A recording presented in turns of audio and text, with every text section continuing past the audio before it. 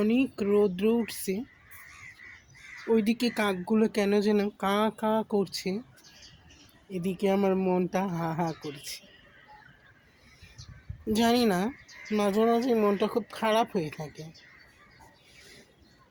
কেন খারাপ হয়ে থাকে সেটাও জানি না, তবে এটা জানি যে আমি পারিবারিক দিক থেকে একদমই সুখী না। প্রচণ্ডভাবে টেন্স থাকি, মনটা খুব খারাপ হয়ে থাকে।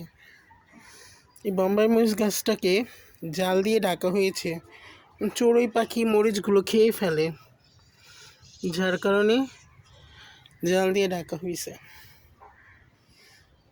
অনেক খারাপ লাগে, মাঝে মাঝে মনটা অনেক খারাপ লাগে।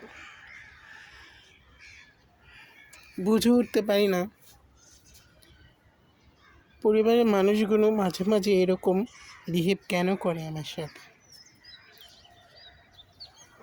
যে যতই দোষ করে, সব দোষ মিলিয়ে নিয়ে আমার দোষটা বড় হয়ে যায়।